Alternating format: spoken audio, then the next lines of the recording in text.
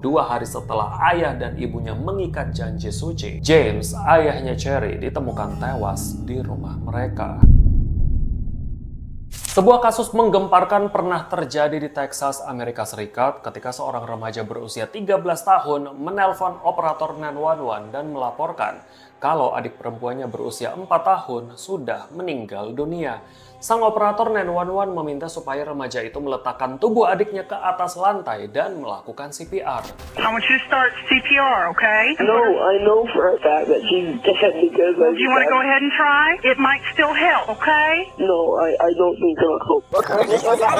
No, I don't think it'll help. Awalnya, remaja ini bilang kalau semuanya sudah terlambat, tapi sang operator terus memaksa dan hingga akhirnya terdengarlah dari ujung telepon kalau remaja ini menghitung yang menandakan dia sedang melakukan CPR. Put your hands on her chest and then blow 2 breaths in her mouth, okay? Okay. 1, 2, 3, 4, 5, 6, 7, 8, 9, 10. Masalahnya di sini, remaja itu cuma pura-pura berhitung dan dia sama sekali tidak mau melakukan CPR pada adiknya karena dia menyembunyikan sesuatu yang lebih mengerikan. Apa yang sebenarnya terjadi dan bagaimana akhir nasib kedua kakak beradik ini? Jangan kemana-mana karena kita akan membahas kasus mengerikan Ella Bennett.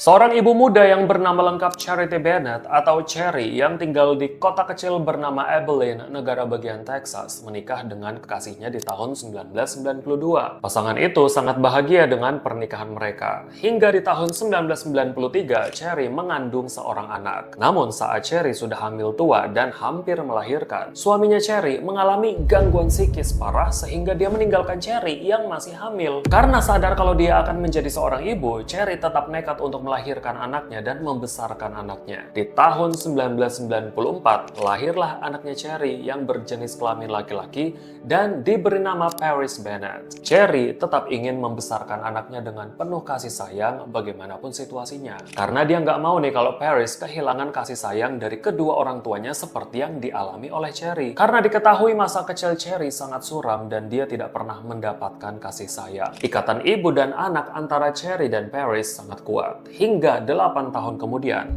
di tanggal 12 April 2002, lahirlah anak kedua Cherry dari pria lain yang dikencaninya. Dan dia memberi nama anak itu Ella Bennett. Paris sangat mencintai adik perempuannya itu dan dia selalu menjadi kakak yang baik untuk Ella. Dia juga setiap hari menghabiskan waktunya untuk bermain dengan Ella dan menjadi pelindung bagi Ella. Sehingga keduanya seperti gak bisa dipisahkan. Saat itu, Ella benar-benar mengagumi Paris sebagai kakaknya. Sehingga apapun yang dilakukan Paris pasti diikuti oleh Ella. Paris juga selalu memilihkan pakaian yang cocok untuk Ella setiap hari, sampai-sampai Ella bilang kalau Paris adalah fashion stylist pribadinya. Here, Ella, Santa Claus brought you a bracelet. It says Ella. There we go. Now come home. Look, it says Ella. Open this one, Ella. Bears, how'd your video game up?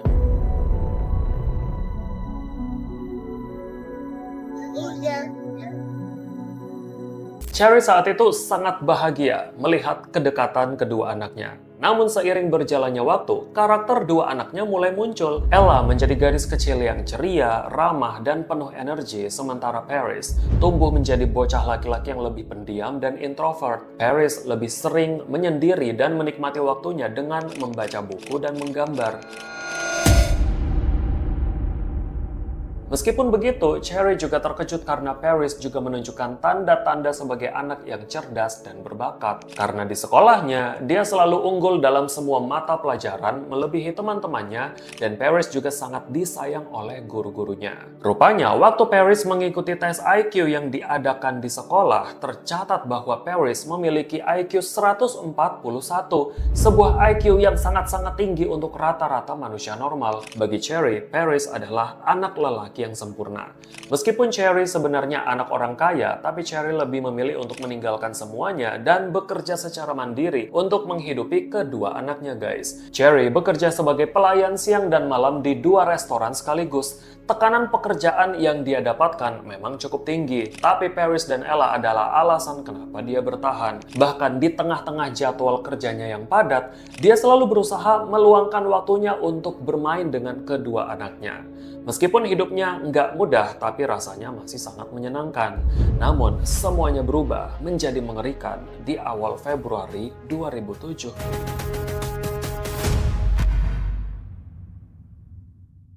Tepat di tanggal 4 Februari 2007 adalah hari Minggu yang sibuk untuk semua orang Amerika karena hari itu bertepatan dengan tanggal diadakannya pertandingan final sepak bola Amerika atau Super Bowl ke-41 yang diadakan oleh National Football League atau NFL di Dolphin Stadium, Miami Gardens, Florida. Sehingga semua orang beramai-ramai untuk nobar di restoran-restoran terdekat yang membuat Cherry harus bekerja dari pagi sampai tengah malam dengan shift tambahan untuk melayani banyaknya pengunjung. Sementara di tempat lain, 911 menerima telepon dari seorang remaja berusia 13 tahun yang mengaku sudah membunuh adiknya. Abilene 911. Hello? Abilene 911, go ahead. I actually killed somebody. You think you killed somebody? No, I know I did. My sister. Okay, where's your sister now?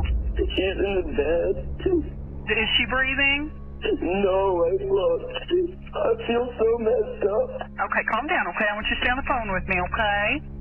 Now, what's your sister's name? Her name is Ella. Ella Bennett. How old is Ella? 4. She's 4 years old? How old are you? 13. Is she bleeding anywhere? Yeah, she's bleeding all over the bed. Because I stabbed her. What did you stab her with? A knife. Okay, where'd you stab her? Lots of places. Waktu polisi dan petugas paramedis tiba di lokasi kejadian, mereka menemukan pemandangan yang sangat-sangat mengerikan. Tubuh Ella sudah terbaring tak bernyawa dengan cairan merah di sekujur tubuhnya. Yang membuat polisi kaget, tubuhnya Ella ditemukan masih berada di atas tempat tidurnya dengan posisi tertelungkup. Polisi saat itu langsung sadar kan, bukannya tadi operator menginstruksikan si penelpon ini untuk memindahkan tubuhnya Ella ke lantai dan melakukan CPR. Bahkan si penelpon ini juga sempat berhitung kan, ternyata disitulah baru ketahuan kalau Paris cuma pura-pura berhitung dan seolah-olah dia sudah melakukan CPR pada tubuhnya Ella. Padahal dia cuma diam aja di situ dan mungkin dia cuma ngeliatin tubuhnya Ella tanpa panik sedikit pun. Saat tengah malam, Cherry, sang ibu yang masih sibuk melayani pelanggan, dipanggil oleh manajernya untuk masuk ke ruangan. Ternyata di dalam ruangan ada beberapa anggota polisi yang menunggu. Di situ, polisi bilang kalau Ella terluka. Tapi polisi belum bilang nih kalau Ella sebenarnya sudah meninggal dunia. Dibawalah Cherry pulang ke rumahnya. Waktu sampai di rumah, Cherry melihat kalau rumahnya sudah dipasangi garis polisi dan para tetangga sudah berkumpul di luar rumahnya. Dan saat itu juga dia melihat polisi membawa tubuh Ella dengan kantong jenazah. Seketika itu juga, dunianya Cherry terasa runtuh karena detektif bilang kalau Ella sebenarnya menjadi korban pembunuhan. Nah, di tengah kesedihannya, dia langsung ingatkan dengan Paris dan berharap Paris baik-baik aja. Dia langsung tanya ke detektif di mana Paris berada, dan mereka bilang kalau Paris ada di kantor polisi sedang menunggunya. Cherry merasa lega waktu dia mendengar Paris selamat, sehingga dia masuk ke mobil polisi dan diantar ke kantor polisi untuk menemui Paris. Tapi selama perjalanan ke kantor polisi, Cherry merasa kalau kejadian malam itu adalah kejadian yang agak familiar buatnya. Setelah dia mengetahui kalau Ella dibunuh, dia teringat lagi akan momen 27 tahun sebelumnya saat ayahnya juga dibunuh.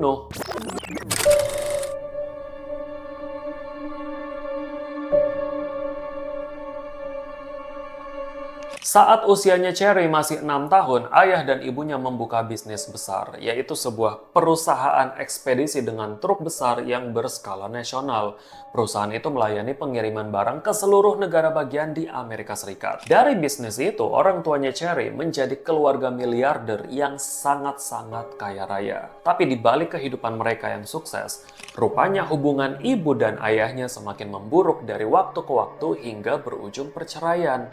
Nah, yang mengejutkan, di tanggal 9 Maret 1980, ayah dan ibunya Cherry melakukan perjalanan ke Las Vegas bersama dan menikah lagi demi Cherry, anak tunggal mereka. Untuk sesaat, Cherry merasa senang nih, karena ayah dan ibunya kembali rujuk dan dia berharap orang tuanya bisa membangun keluarga normal tanpa adanya perceraian lagi. Tapi di tanggal 11 Maret 1980 atau 2 hari setelah ayah dan ibunya mengikat janji suci, James, ayahnya Cherry, ditemukan tewas di rumah mereka. Hasil otopsi mengungkapkan ada 3 peluru yang bersarang di kepala, jantung, dan punggungnya. Polisi berspekulasi pembunuhan James jelas-jelas sudah direncanakan. Nah, tanpa pikir panjang, polisi langsung curiga dengan Kayla, ibunya Cherry. Kenapa polisi bisa mencurigai Kayla? Karena polisi menemukan surat wasiat yang menyatakan kalau Kayla akan menjadi pewaris tunggal perusahaan besar dan seluruh harta kekayaan James. Bahkan namanya Cherry juga nggak dicantumkan ke dalam surat wasiat itu, guys.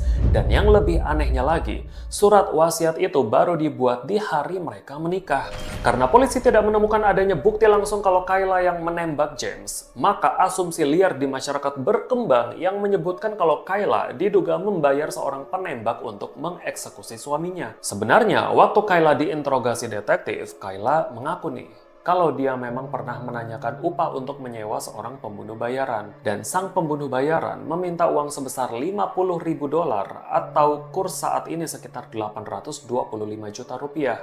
Tapi Kayla bilang kalau saat itu dia cuma pengen tahu aja dan dia nggak benar-benar menyewa pembunuh bayaran itu, guys. Meskipun tidak ada bukti atau petunjuk lain, polisi tetap menuduh Kayla sebagai pembunuh suaminya sendiri dengan motif ingin menguasai harta kekayaan suaminya. Dia pun diseret ke pengadilan. Nah, selama persidangan, jaksa menghabiskan waktu selama 4 bulan untuk membuktikan Kayla bersalah. Tapi di persidangan akhir, 11 juri menyatakan kalau Kayla tidak bersalah karena tidak ditemukan adanya bukti kuat yang mengarah pada Kayla sebagai pembunuh suaminya. Sehingga Kayla keluar dari pengadilan sebagai wanita bebas yang mewarisi seluruh harta kekayaan dan perusahaan besar suaminya. Kayla kembali ke dalam kehidupan yang mewah dan glamor serta mempunyai kendali penuh atas perusahaan ekspedisi milik mendiang suaminya sambil membesarkan Cherry saat itu. Tapi sayangnya meskipun ibunya dibebaskan, Cherry masih nggak bisa terima kalau ayahnya meninggal dunia dengan cara yang tragis, sebab pembunuhnya masih tidak bisa diketahui dan senjata pembunuhan tidak pernah ditemukan. Sempat kan Cherry ini depresi karena dia kehilangan ayahnya. Belum lagi teman-teman di sekolahnya juga mengejek Cherry dengan bilang ayahnya pasti dibunuh sama ibunya. Di dalam rumah, rupanya Cherry yang depresi juga nggak mendapatkan kasih sayang dari ibunya sendiri. Meskipun mereka kaya raya, ibunya tidak mempedulikan Cherry dan malah kecanduan minum dan narkoboy. Itulah sebabnya masa kecilnya Cherry jauh dari kasih sayang orang tuanya dan dia lebih memilih untuk keluar dari rumah dan meninggalkan ibunya karena hubungan Cherry dan Kayla tidak baik. Cherry fokus pada pendidikannya dan dia bekerja sepanjang waktu untuk membayar sekolah dan kuliahnya sendiri.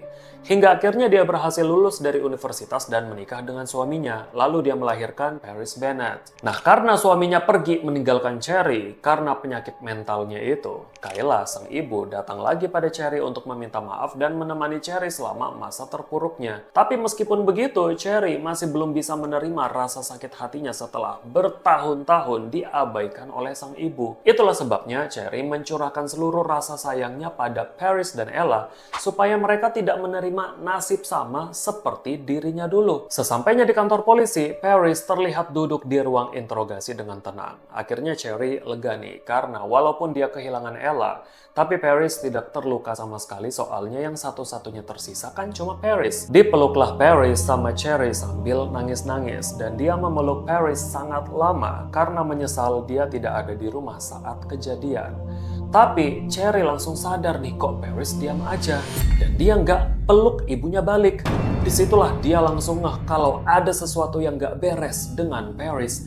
Dan saat itu Paris cuma senyum tipis dan bilang pada ibunya serta semua polisi yang ada di ruangan itu, kalian semua orang-orang bodoh. Paris pun langsung diinterogasi oleh polisi di depan ibunya sendiri dan tanpa ada rasa penyesalan sama sekali, Paris menceritakan semua kejadian yang terjadi pada malam itu. Seperti yang saya bilang tadi, Cherry bekerja di 2 restoran sekaligus dan biasanya dia akan pulang jam 6 atau jam 7 malam, lalu mengajak mereka makan malam dan menemani kedua anaknya bermain-main sebelum mereka pergi tidur.